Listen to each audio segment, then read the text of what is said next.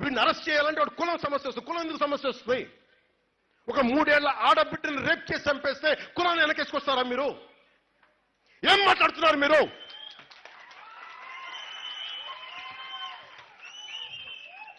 మీరు ఐపీఎస్లు కదా మీరు చదువుకుంది.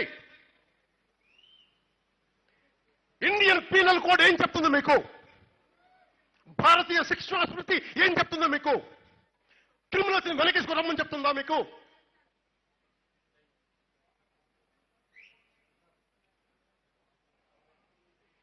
సోషల్ మీడియాలో ఇళ్లలోకి వచ్చి రేపులు చేస్తా అవి అని మాట్లాడుతుంటే వాటిపైన భావ ప్రకటన అంట వైసీపీ నాయకులు చెప్తాడు.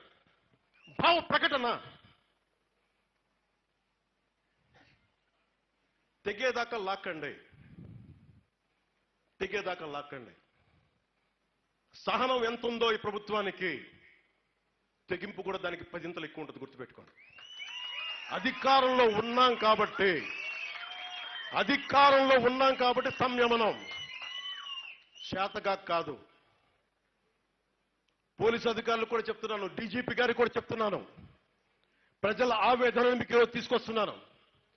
ఇంటెలిజెన్స్ అధికారులకు చెప్తున్నాను, జిల్లా ఎస్పీలకు చెప్తున్నాను, జిల్లా కలెక్టర్లకు చెప్తున్నాను. లా అండ్ ఆర్డర్ చాలా కీలకమైంది. అభివృద్ధికి చాలా కీలకం. దయచేసి దీన్ని మర్చిపోకండి.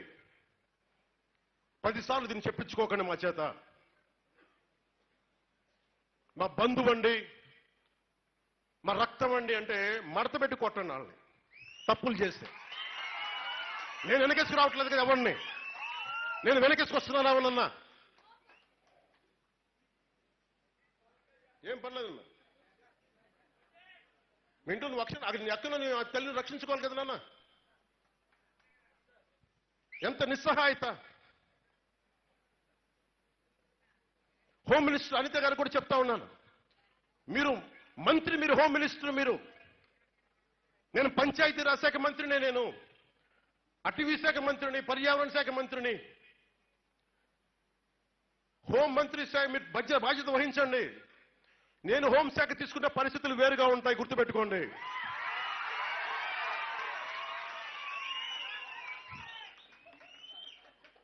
మమ్మల్ని విమర్శించే నాయకులకి అందరికీ నేను చెప్తున్నాను ఈ రోజున, ఇలాగే మీరు తీసుకొస్తా ఉండండి. మీరు నిశ్చలంగా ఉండండి, ఏమి చేయకుండా. హోం బాధ్యతలు కూడా తీసుకోవాల్సి వస్తుంది. గుర్తుపెట్టుకోండి. అందరూ బాగుండాలని కోరుకుంటాం. అందరూ బాగుండాలని కోరుకుంటాం. అందరూ బాగుండాలని కోరుకుంటాం.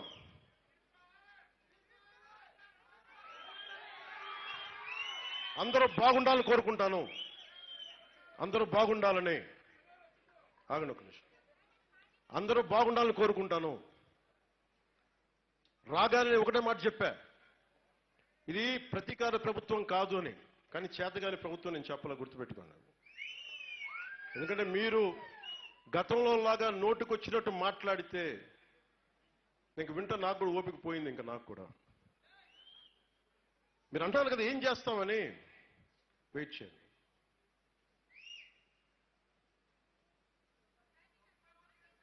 ఇది చాలా మీరు ఆలోచించండి. ఒక high court judge, Delhi high court judge, ఆయన అన్న మాటలు, ఒక రేప్ జరిగితే ఆయన బాధపడిపోయి ఆయన అంగచ్ఛేదనం చేసి నా రేపిస్తాను అడుగుతున్నాడు. ఆయన అంటే నాకు ఒకటే అనిపించింది, ఇదే నిర్భయ కేసు జరిగినప్పుడు అప్పుడు పార్లమెంట్ సభ్యులు, ఇప్పుడు పార్లమెంట్ సభ్యులు శ్రీ జయా బచ్చన్ గారు కానీ అప్పుడున్న పార్లమెంట్ సభ్యులు అందరూ చంపేసేయండి, పార్లమెంట్లో మాట్లాడిన మాటలు అన్ రికార్డ్ ఇవన్నీ.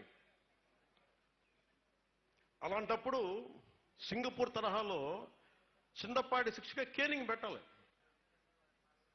నేను ఇది అసెంబ్లీలో మాట్లాడదలుచుకున్నాను. ఇది ఎందుకు మీకు దుబాయ్లో ఎందుకుండో రేపులు, సింగపూర్లో ఎందుకుండో రేపులు?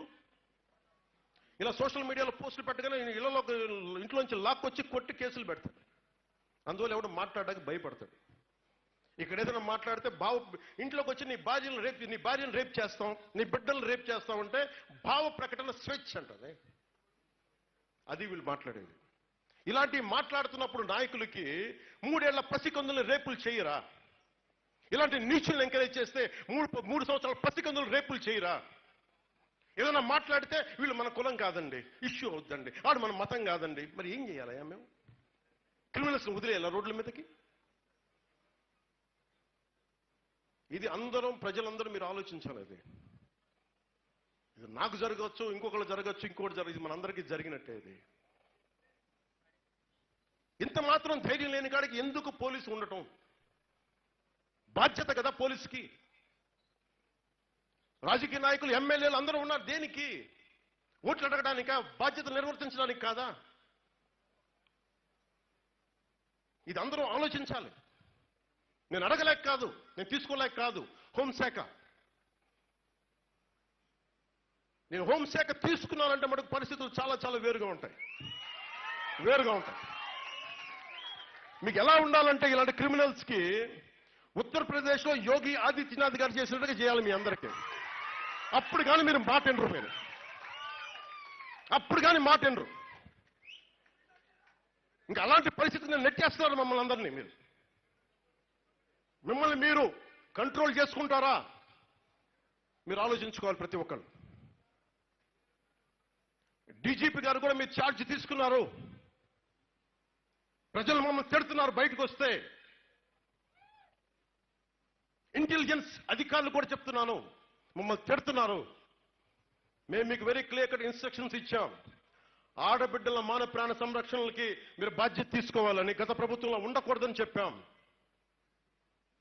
ఏదైనా మాట్లాడితే భావ ప్రకటన స్వేచ్ఛ అంటే మీరు గత ప్రభుత్వంలో అధికారులే కదా, ఈ రోజు వేరే వాళ్ళు ఎవరు లేరే. అటు ఇటు మారారు అంతే. పవన్ కళ్యాణ్ అరెస్ట్ చేయడానికి అధికారులకి ముందున్నారు, క్రిమినల్ని అరెస్ట్ చేయడానికి లేరు. భయం.